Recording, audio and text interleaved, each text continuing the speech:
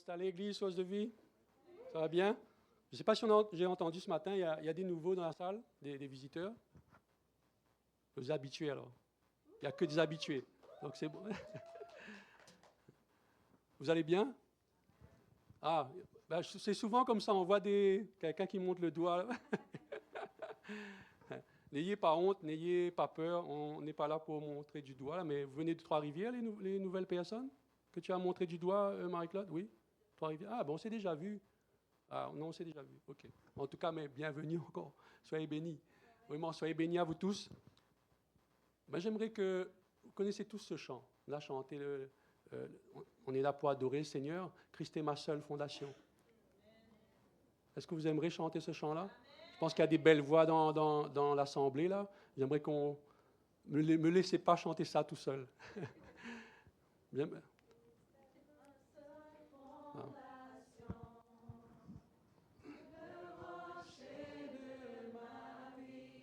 Quand tout autour de moi est détruit, en lui est mon abri. J'ai ma foi en Jésus. Il ne m'abandonne pas. Ta parole est solide et sûre. Il ne me laissera jamais. Encore une fois, parce que je pense qu'on vit beaucoup de choses pas évidentes, mais je crois que lorsqu'on déclare ce chant-là, la parole de Dieu, c'est la parole de Dieu. Hein? Christ est ma seule fondation, le Dieu en qui je me confie. Car c'est lui, ça rejoint au psaume 91, c'est lui qui me délivre du filet de l'oiseleur, de la peste et de ses ravages. Christ est ma seule fondation. On ne va pas faire une chorale aujourd'hui, on va pas aller dans le chant. Merci à l'équipe de louanges de nous avoir emmené l'atmosphère ce matin. Et on sait que Dieu siège au milieu des louanges. Il a plani les cœurs ce matin. Moi, j'ai une petite joie, une grande joie, pas dit petite. On arrête de dire petit. Ce matin, la prière, on disait on va faire une petite prière cet après-midi. Non, il n'y a pas de petite prière. On va faire de grandes prières. Et c'est une immense joie de vous partager un verset. Je vais commencer par la lecture et remettre ce temps au Seigneur avant toute chose.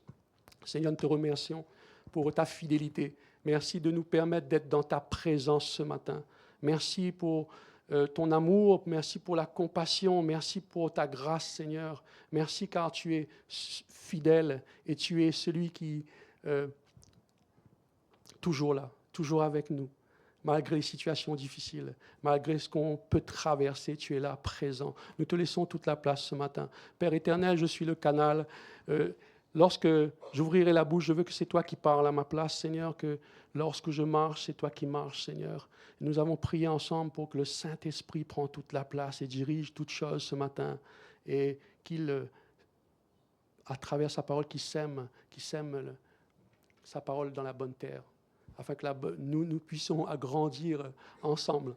Dans le nom de Jésus, on a prié. Amen. J'aimerais vous commencer une lecture dans Apocalypse 1:3. Ça, je dis, moi, c'est une immense joie. Ce n'est pas une petite joie parce que ça commence par heureux. J'aimerais que vous vous l'appropriez. Heureux. Juste ce mot-là. Heureux. Regardez pas la suite. Hein? Mais heureux celui qui lit et ceux qui entendent les paroles de la prophétie et qui gardent les choses qui sont écrites. Car le temps est proche. Donc, ce n'est pas une petite joie. C'est une immense joie car le temps est proche. Le retour du Seigneur. Êtes-vous d'accord avec ça? Est-ce que vous y croyez profondément? Vous attendez le retour du Seigneur avec, non pas, oui, il va arriver quand il va arriver, non pas dans cette attente-là, mais le retour du Seigneur est, pour moi en tout cas, imminent. Son retour est réel, le temps est proche. Dis à ton voisin, le temps est proche. Il est écrit, le temps est proche. Regardez dans les yeux de votre voisin, votre frère, votre sœur, le temps est proche. Le temps est proche. C'est pour ça que c'était une immense joie de lire ce verset-là. Je vais laisser un petit moment. Mais il y a une immense aussi, je ne vais pas dire une petite maintenant, c'est une immense tristesse aussi. Pourquoi? Parce que le Seigneur m'a emmené dans deux lectures et ça m'a attristé. De le relire, de le re-entendre, de le relire, de le re-entendre. Il dit que dans 1 Timothée 4, l'Esprit dit expressément que dans les derniers temps, beaucoup abandonneront la foi. Et ça m'a attristé de tomber là-dessus. Habituellement, je le lis et il n'y a pas le même impact. On a tous lu des versets, le même verset répétitif quelque part. Mais aujourd'hui, je me dis, Seigneur, waouh, ok. En préparant le message, je me suis dit, Seigneur, pas dire. Moi, ça m'attriste réellement d'entendre ça parce que beaucoup abandonneront la foi pour s'attacher à des esprits séducteurs. Beaucoup abandonneront la foi. Et il nous dit dans 2 Timothée, je ne veux pas énumérer les... Vous pouvez me demander la référence, il n'y a pas de problème avec ça. Toujours dans 2 Timothée. Il viendra un temps où les hommes ne supporteront pas la saine doctrine. Ayant la démangeaison d'entendre des choses agréables, ils se donneront une foule de docteurs selon leurs propres désirs. Ils auront la démangeaison. Vous vous rendez compte de la démangeaison? Quand quelqu'un a la démangeaison, là, c'est comme une drogue un peu, là. La démangeaison d'entendre des choses agréables qui plaisent à la chair, mais qui nullement changent les cœurs. Et ça m'a touché réellement. Je le prends pour moi. On n'est pas là pour montrer du doigt ou condamner. Jésus n'est pas venu condamner, mais il est venu pour que le monde soit sauvé par lui. Mais si le Seigneur me met ça à cœur, c'est mon devoir de le partager. Ils auront la démangeaison d'entendre des choses agréables. Ils se donneront une foule de docteurs selon leurs propres désirs. Et là, il nous parle dans la fin des temps, dans les temps.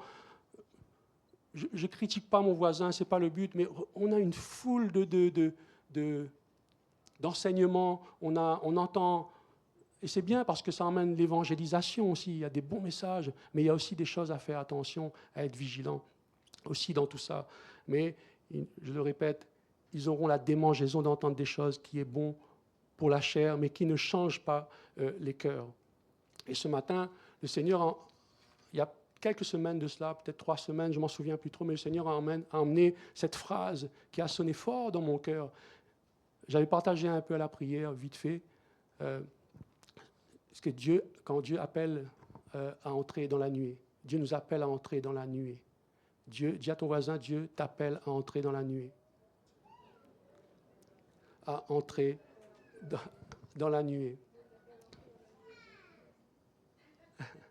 La nuée représente... Vous savez que lorsque Dieu appelle Moïse à entrer au milieu de la nuée, c'est à la montagne de Sinaï, il appelle Moïse à entrer dans sa présence.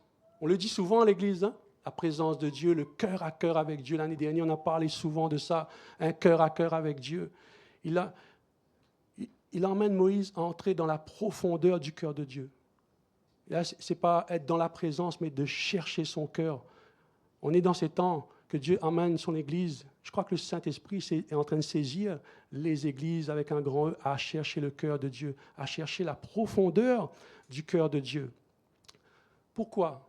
Parce que c'est bien, on est dans sa présence là, dans la présence de Dieu. On est bien dans sa présence. La parole dit bien, un jour dans ses parvis vaut mieux que 1000 ailleurs.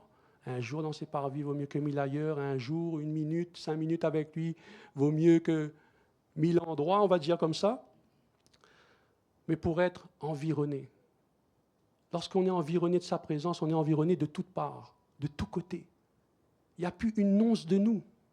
Il n'y a plus une once de la chair. Il n'y a plus une once de notre intelligence, de notre sagesse, ou le moi-je, ou moi, mes directions, ces choses-là. Quand on est dans sa présence, vous savez, Moïse est allé dans la nuée, Dieu l'a appelé dans la nuée, au milieu de la nuée, et plus exactement, et il est resté 6 jours. Au bout du 7e jour, le 7e jour, il y a l'aspect de la gloire de l'Éternel, était comme un feu dévorant sur le sommet de la montagne, aux yeux des enfants d'Israël.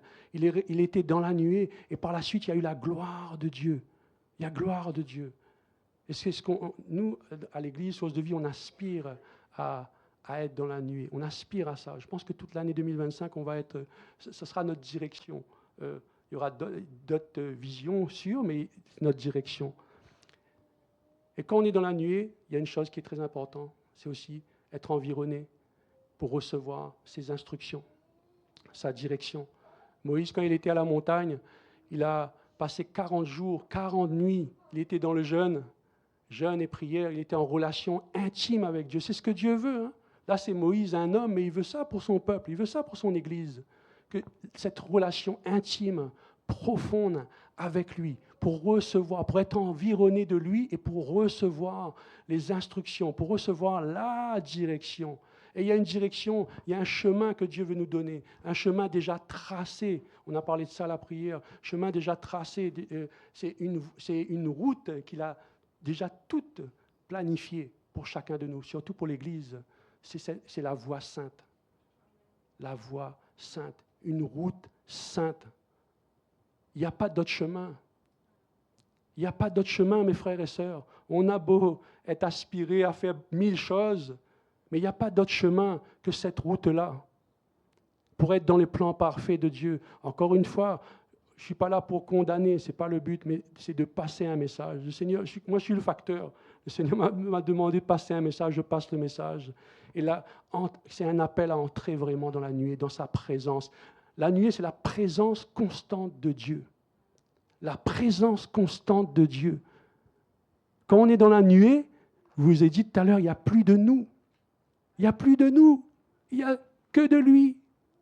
Que de lui. Et il y a ça. Ses plans parfaits, ses promesses pour nos vies. Parce que la nuée aussi peut représenter les bénédictions, la protection et la direction. Et c'est ce que Dieu veut donner aujourd'hui, la direction. Ce qu'il donne aujourd'hui, c'est ce que Dieu veut, c'est notre sanctification. La sanctification, sans laquelle personne ne pourra voir le Seigneur. La sanctification, mes frères et sœurs, dis à ton voisin, la sanctification. Je n'ai pas bien entendu. Ce n'est pas évident ce message-là, la sanctification, parce qu'il faut le dire, moi, je vais le dire clairement, beaucoup courent après la bénédiction. C'est vrai ou pas vrai? Ben, vous n'êtes pas obligé de répondre. Beaucoup courent après la bénédiction, on court après les bénédictions, on court après les miracles. Et ce n'est pas mal en soi. On court après les miracles, on court après les bénédictions. Seigneur, je veux, Seigneur, si ça tu m'exauces, Seigneur, Seigneur, Seigneur. Mais très peu courent vers la sanctification. Et c'est ce que Dieu demande pour son peuple. Dans la fin des temps que l'on vit, c'est ce que Dieu demande. Beaucoup courent après les bénédictions, mais très peu courent vers la sanctification, malheureusement. Mais la parole est là pour nous éclairer. Et la direction que Dieu donne, la marche à suivre, elle n'est pas compliquée. Hein? Et quand il parle de colonne, de nuée, la présence constante de Dieu, c'est Jésus. C'est de suivre Jésus. C'est de suivre sa parole. C'est sa parole qui... Jésus est la parole. Jésus qui purifie. La parole nous purifie, nous sanctifie. C'est d'être... La présence constante de Dieu, ça fait partie de cette relation-là, d'intimité au travers de sa parole, au travers des relations, au travers des frères et sœurs aussi. C'est un tout. Mais Dieu veut nous emmener à une route vraiment... c'est une route pour moi de protection. Il veut nous épargner des chemins tortueux. Vous savez, je vais vous dire clairement, le salaire du péché, c'est la mort. Je sais, peut-être va faire des prédications, ils vont s'arrêter à là. Ça va faire descendre l'atmosphère. Le salaire du péché, c'est la mort. Le salaire du péché, c'est la mort, mais le don gratuit de Dieu, c'est la vie éternelle. Mais le don gratuit de Dieu, c'est la vie éternelle. Vous savez, comme j'ai dit tout à l'heure, on n'est pas là pour montrer du doigt, pour juger. On prend l'exemple de la femme adultère. Vous savez, il y a des hommes et les scribes, les pharisiens, ils sont venus avec la femme adultère devant Jésus. Ils voulaient accuser Jésus à tort. C'est possible de baisser un peu le micro, peut-être c'est moi qui est un peu trop fort, je ne sais pas. Mais c'est ça, ils amènent la femme adultère pour accuser Jésus, pour le piéger un peu là, mais à un moment donné, il dit Jésus, cette femme a été surprise en flagrant délit d'adultère. Et la loi de Moïse dit, il faut la lapider. C'est horrible, hein? Il faut la lapider. Ça peut être un homme ou une femme. Il faut la lapider. Il faut lui jeter la pierre. Elle a péché. Elle a fait des choses pas bien, qui est pas bien sous la loi de Moïse. Mais Jésus était là. Il ne répondait pas devant les pharisiens, devant les scribes. Qu'est-ce qu'il a fait? Je ne sais pas si vous connaissez bien l'histoire. Il s'est penché, il a écrit par terre. Une fois, il s'est relevé. Ils étaient un esprit mal tourné. 2 fois, il s'est retourné. L'histoire est là, je ne vais pas tout vous le lire. J'aimerais que vous le lisiez chez vous. 2 fois, il écrit par terre. Mais les pharisiens, ils savaient qu'est-ce qu'il était en train d'écrire, dessiner. Parce que Jésus connaissait la loi. Il connaissait la loi. Et vous savez, le moment que Jésus était en train d'écrire à terre, tous les accusateurs qui étaient là, toutes les personnes qui étaient là, qui condamnaient cette femme adultère, sont partis un par un, mais du plus ancien au plus jeune. Parce qu'il y avait une hiérarchie dans les pharisiens, les scribes, dans la religiosité quelque part. Il y avait les plus anciens sont partis. Il dit que celui qui a péché, lui jette la première pierre. Vous vous rendez compte? Excusez, celui qui n'a pas péché, il jette la première pierre. Et ils sont partis un à un. Il n'y avait plus d'accusateurs, il n'y avait plus de condamnation. C'est ça, je vous l'ai dit tout à l'heure, parce qu'on n'est pas là pour condamner. Et Jésus n'est pas là pour condamner. C'est l'exemple de la femme d'adultère. Au contraire, qu'est-ce qu'il a dit à la femme adultère? Où sont tes accusateurs? Ils ne sont plus là. Mais moi aussi, je ne te condamne pas. Je ne te condamne pas. Mais va et ne pêche plus. Mais va et ne pêche plus. Je ne te condamne pas, mais va et ne pêche plus. Donc c'est important de parler de ça dans ce contexte. Et pour en revenir vers la nuée, dans l'Ancien Testament, je vais vous le lire parce que si j'ai pris une note, c'est qu'il faut le lire.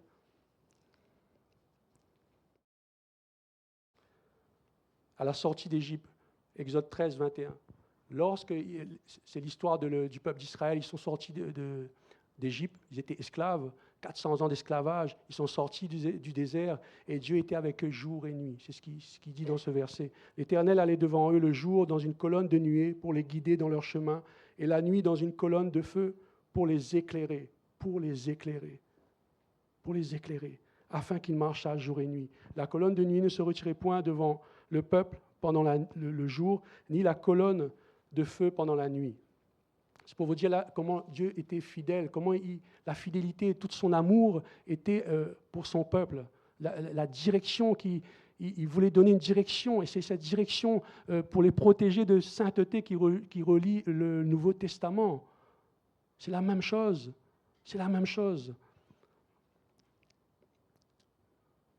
Dans Ésaïe 35, 8, quand Dieu a saisi mon cœur sur la route, sur la voie sainte, Ésaïe 38, 8, il aura là un chemin frayé, une route qu'on appellera la voie sainte.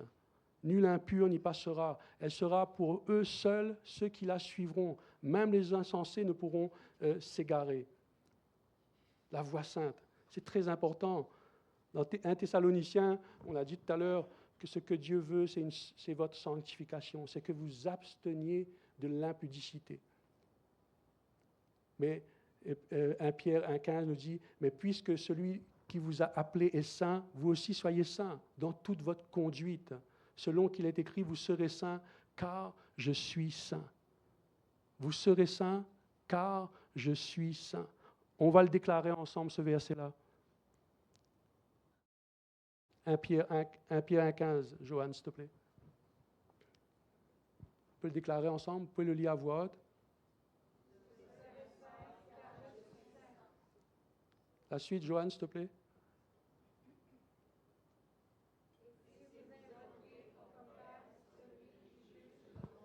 Tu as sauté. 1 Pierre 1,15, 1 Pierre 1,16. Ça, si soyez saints dans toute votre conduite. Vous serez saints car je suis saint. 16.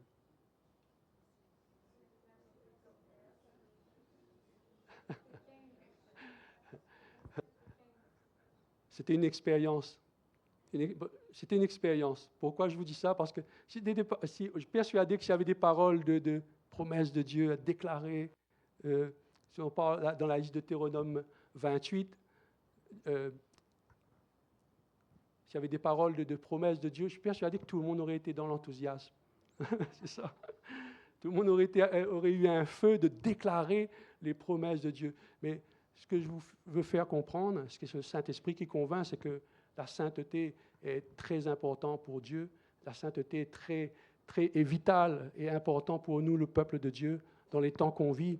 Et pourquoi je vous dis ça? Parce que si on va dans la lecture de Matthieu 7, 21 à 23,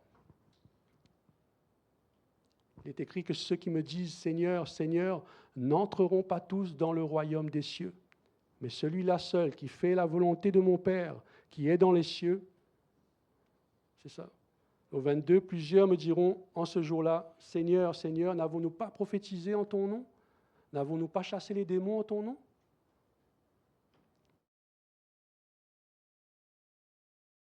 Et au verset 23, il dit, « Alors je leur dirai ouvertement, je ne vous ai jamais connus. » Vous vous rendez compte?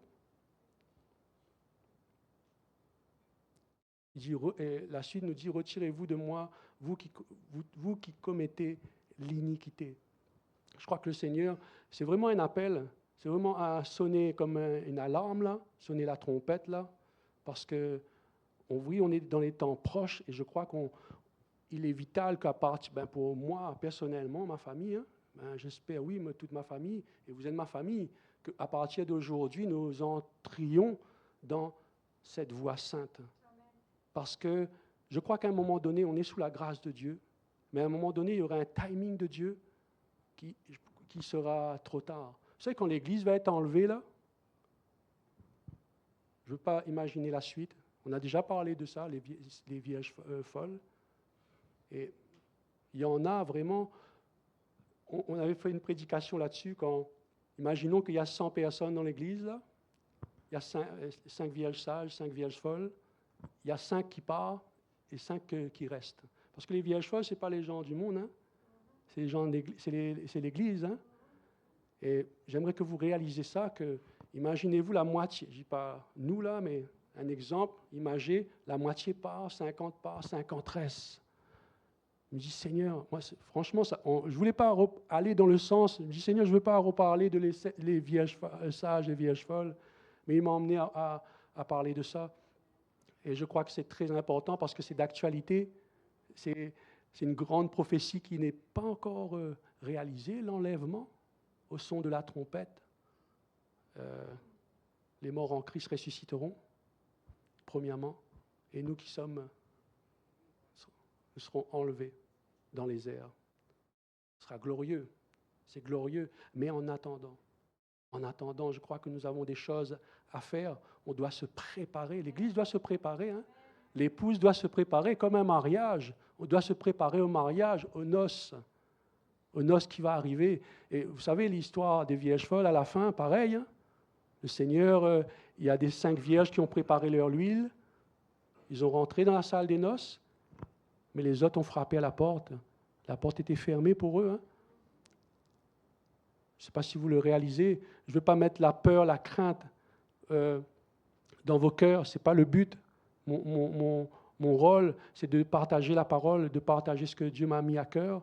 Et il est très important pour nous parce qu'on ne sait pas quand il va venir. Il va venir comme un voleur. On ne sait pas quand il va venir. Ça peut être demain, après-demain. C'est sûr qu'il y a un timing, il y a des prophéties qui disent qu'il va se passer ça dans tel temps, dans tel temps. C'est vrai. Je ne suis pas spécialisé là-dedans, dans cet enseignement-là, réellement. Mais je m'approfondis là-dedans. Mais c'est sûr qu'il y aura un temps que ça va arriver, que l'Église va être enlevée. Et je crois que la trompette, les avertissements, a déjà été dit par plusieurs pasteurs, par plusieurs frères et sœurs. La parole se propage d'une vitesse maintenant.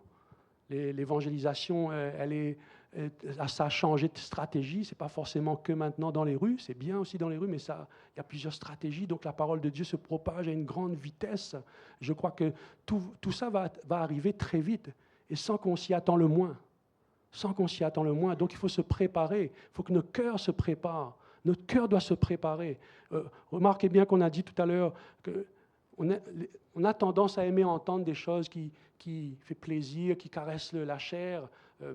Mais si ça ne change pas notre cœur, regardez aux fruits vraiment. Si Parce qu'on est appelé à grandir, à maturer à la ressemblance de Christ tant qu'on est sur cette terre.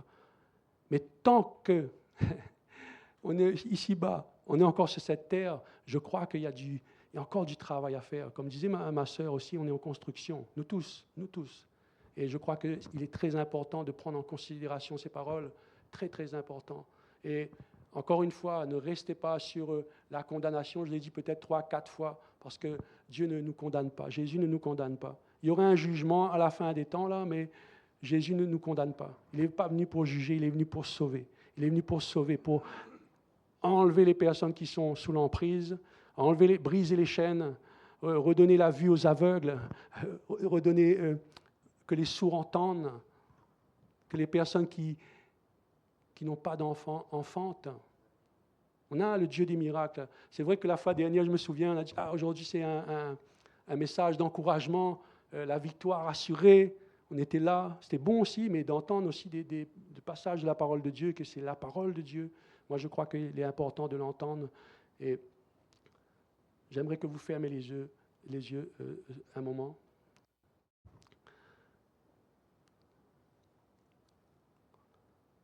Et juste là où vous êtes, hein, ce n'est pas une obligation, mais juste de dire, Seigneur, je désire de recevoir plus de toi. Je désire de grandir avec toi. Je désire à être comme toi, à être à ta ressemblance. Emmène-moi, tu connais mes faiblesses, tu connais ce que je vis, tu connais mes difficultés, tu vois mes montagnes et mes défis. Mais emmène-moi, Seigneur, emmène-moi dans cette voie sainte, emmène-moi dans cette voie qui m'emmène dans les plans parfaits. Emmène-moi à ce que je ne rate pas le timing. Emmène-moi à ce que je ne sois pas mis à l'écart et que je ne ferai pas partie des personnes qui a ces grincements de dents. Emmène-moi, Seigneur. Emmène-moi, Père. Emmène ton Église, Seigneur, dans cette voie sainte, dans cette route de sainteté. Oui, le temps est proche. Nous voyons tout ce qui se passe autour de nous, mais nous n'avons pas une inquiétude. Nous avons cette assurance. Si nous gardons tes directives, ta direction, comme cette colonne de nuée qui a dirigé le peuple dans le désert, je crois que tu vas nous emmener à la terre promise. Vous savez, la colonne, vous pouvez lever les yeux, la colonne de nuée dans le désert a accompagné le peuple d'Israël pendant plus de 40 ans. Imaginez-vous, des colonnes de nuée, colonnes de feu, 40 ans, jusqu'à ce qu'ils atteignent la terre promise. Waouh! C'est ce qu'il veut faire avec nous. Hein? C'est la même chose, ça n'a pas changé l'Ancien Testament et aujourd'hui, ça n'a pas changé, c'est les mêmes choses, c'est ce que Dieu veut faire avec nous. Mais c'est sûr qu'il n'y a pas la colonne, comme dans le temps, on va avoir une colonne qui monte jusqu'au ciel là-bas, c'est possible dans les visions, les rêves. On est témoin qu'on a déjà reçu ça, mais on a ce que Dieu veut nous dire dans le Nouveau Testament, dans la Nouvelle Alliance, c'est qu'on a sa parole et on a le Saint-Esprit. C'est sous sa direction. Dans la nuée toujours, dans la nuée, dans sa présence constante. Et je crois qu'on est entré dans ce jeûne, ça emmène aussi d'entrer dans cette nuée-là, parce que c'est important dans notre vie, notre marche chrétienne, d'entrer dans la prière et d'entrer dans le jeûne pour être, comment dirais-je, environné de sa présence, de toutes parts, environné. Mais il n'y a pas que être environné, hein, parce que quand on est environné, il y a la gloire qui apparaît après. Après d'être sous la nuée, environné dans sa présence constante, il y a la gloire qui apparaît. Il y a la gloire, il y a la direction, il y a la protection. Parce que Dieu ne veut pas que son peuple se perde. J'ai dit tout à l'heure qu'il ne veut pas que son peuple marche dans les chemins tortueux. Parce qu'on a dit le salaire du péché tout à l'heure, c'est la mort. Mais le don gratuit de Dieu, c'est la vie éternelle. Amen. Amen. Mes frères et sœurs, encore un verset, même je vais le lire peut-être 2 versets. Apocalypse 22, 11 nous dit, j'avais comment souligner que celui qui est saint, se sanctifie encore. Parce que certaines personnes vont dire, oui, ben Jésus a payé le prix, on est saint, on n'a plus rien à faire. Apocalypse 19 nous dit, verset 11, que celui qui est injuste soit encore injuste, que celui qui est souillé se souille encore, que le juste pratique encore la justice. Parle de nous. Nous avons été justifiés. Que le juste pratique encore la justice et que celui qui est saint se sanctifie encore. Là, il parle de nous. Il pourrait y avoir des personnes qui disent, ben, on est saint, on n'a plus rien à faire. On n'a pas à se préparer. Jésus a payé le prix, tout a été accompli. Mes frères et sœurs, il y a des versets dans la parole qui prouvent et qui montrent le contraire. Après, c'est selon les pensées et les convictions de chacun. On n'est pas là pour faire des disputes de mots, on est là pour que le Saint-Esprit se révèle au travers de sa parole. C'est ça qui est le plus important. Et puis il y a le verset qui dit, Ézéchiel 31, 11, dis-leur. On enlève Ézéchiel. Je regarde Arlène et Marconi pour regarder une épouse ou un époux, ton frère, ta sœur. C'est écrit dis-leur, 2 petits points, dis-leur, je suis vivant. Dis-leur, je suis vivant.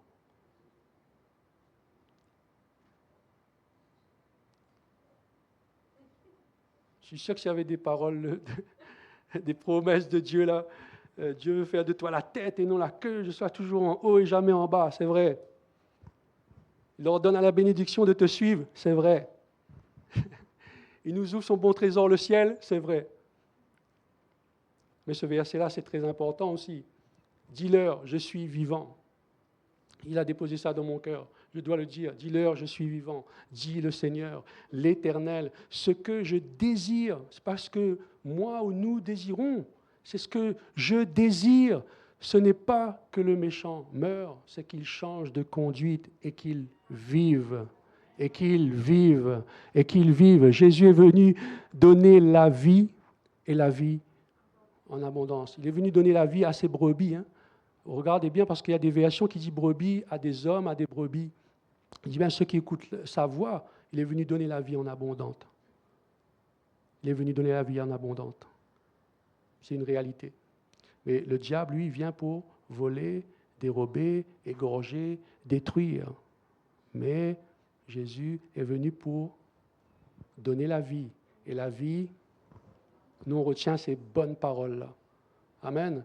Je crois que aujourd'hui, s'il y a des choses, on n'est pas là encore une fois pour montrer du doigt, 5e fois, mais s'il y a des choses qui nous empêchent, s'il y a qui ne glorifient pas Dieu, je crois que dans le temps de jeûne, c'est un bon moment parce que le jeûne, on écrase la chair. C'est sûr que pour certains, moi je me mets, y compris dedans, entre les 3e jours, n'était pas évident là.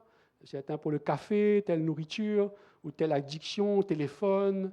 Il y a plein de choses qui peuvent faire obstacle à ce que nous puissions entrer dans la nuée, à ce que nous puissions entrer dans la présence constante de Dieu. Il y a plein de choses qui peuvent faire obstacle. Là, je parle de téléphone, de télé, mais il y a aussi des choses d'idolâtrie. Il y a des péchés qui nous empêchent de recevoir plus, ils nous empêchent tout simplement de la guérison, qui nous empêchent plein de choses. Il y a des choses qui ne glorifient pas Dieu. Et je me souviens, ça me vient à la pensée là, c'est dans le bureau tout à l'heure, et j'ai déjà parlé de ça. Quand Jésus est rentré dans le temple, il a renversé les chaises, il a renversé les tables. Et je ne vais pas vous demander de renverser les chaises, de renverser les tables, ce n'est pas le but, mais il y avait des choses qui ne glorifiaient pas Dieu. Il y avait des choses qui ne glorifiaient pas Dieu. Non pas, il a vu physiquement, mais aujourd'hui ça parle de spirituel, intérieurement. Il y a des choses qui ne glorifient pas Dieu. Et il faut que ça cesse. Il faut que ça cesse. Avant qu'il soit trop tard. Parce qu'il y aura un timing. Il faut que ça cesse.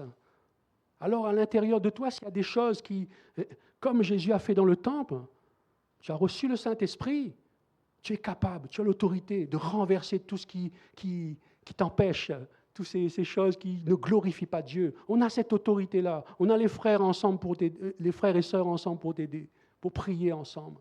Mais il y a des choses qui ne glorifient pas Dieu. Dieu n'accepte pas ça. Et Dieu ne veut pas te voir ainsi. Non pas pour te juger comme la femme adultère, non pas pour te juger, mais pour te sauver. Remarquez quand Jésus était avec la femme adultère, tout le monde est parti, tous les accusateurs, tous les personnes qui l'ont condamné étaient partis. Lui, il s'est penché, il a relevé la femme adultère, il était avec elle, il l'a accompagnée. Waouh! Quelle compassion, quel amour, quelle compassion, quel amour! Malheureusement, dans les temps qu'on vit, souvent, au lieu d'aller dans la compassion et l'amour de Dieu pour relever les personnes, comme la femme adultère, un exemple, on est là à lapider. En créole, dit, lapide à elle, elle y mérite. Vous avez compris? C'est pas trop créole encore, c'est un peu français, mélangé. C'est pas le vieux créole. Lapide à elle, elle mérite. Combien pensent que... Enfin, je ne vais pas aller dans ce chemin-là, c'est pourquoi le Seigneur me dit ça. Mais c'est pour vous dire que, pour vous montrer l'amour de Dieu, la grâce de Dieu, la compassion de Dieu. Dieu pardonne. Dieu pardonne. Et il veut que tu pardonnes aussi. Si on doit suivre son exemple, il veut que tu pardonnes. Pardonner, c'est puissant. Hein? Ça ouvre des portes. La guérison, la restauration, l'amour de Dieu. On reçoit une vague ou un tsunami d'amour, de compassion dans le cœur. Ça restaure, ça emmène une paix, tout simplement. Une plénitude de Dieu. Ça emmène une plénitude de Dieu. Et c'est très important. Si Jésus a pardonné cette femme, nous aussi, nous devons pardonner. Nous devons pardonner. Nous devons changer de conduite. Ce n'est pas simplement dire « pardon, excuse-moi », mais on fait la même chose. Non. Le pardon, c'est un changement de direction radical. Quand tu pardonnes, OK, on ne revient plus dessus, là. On ne revient plus sur les choses tapis. Non, quand il pardonne, là, c'est fini. On avance. C'est un changement de direction, le pardon. Vous êtes encore avec moi? Amen. Mais ça m'a attristé vraiment d'entendre les paroles que je vous ai dites tout à l'heure. Je ne dis pas parce que ça m'a touché que le temps c'est demain, je ne sais pas. Dieu seul, c'est le temps. Dieu seul connaît le temps. Mais ça m'a attristé d'entendre que beaucoup abandonneront la foi. Ça m'a attristé d'entendre que beaucoup auront la démangeaison d'entendre des choses agréables qui plaisent à la chair. Mais vous voyez, ça parle de chrétiens qui plaisent à la chair, mais qui ne changent pas le cœur et qui marchent selon la chair, mais qui ne marchent pas selon l'esprit. Alors là, pour moi, il y a deux catégories de vierges sages et vierges folles. Vierges sages, et vierges folles. La chair et l'esprit. Amen. J'invite l'équipe de louange à monter. On va tester vos voix un petit peu. Je rends grâce à Dieu pour sa parole ce matin. Sa parole est une lampe à nos pieds et une lumière sur nos sentiers. Seigneur, merci pour ce temps que tu nous donnes, parce qu'il est bon d'être ensemble, mes frères et sœurs. Il est bon pour des frères et sœurs de demeurer ensemble. Ce temps est précieux. Mes frères et sœurs, ce temps est précieux. C'est un temps où Dieu parle tantôt d'une façon, tantôt d'une autre, à travers un verset, une parole, à travers un frère ou une sœur, mais surtout à travers sa parole. Je crois que plus on va aller dans cette année-là, c'est de réaliser que ce temps avec le Seigneur est précieux. Est précieux, comme dit la parole. Un jour dans ses parvis vaut mieux que 1000 ailleurs. Et il faut saisir ces temps-là. N'oubliez pas qu'il nous appelle dans la nuée, comme Moïse sous la nuée, à manifester, voir la manifestation de Dieu sur sa vie et sur son peuple. Hein. Ça a découlé, ça a déversé. Et je prie que le Seigneur fasse la même chose pour nous. En tout cas, nous, on aspire à ça. On aspire à ça. Alors, je vous invite à vous lever.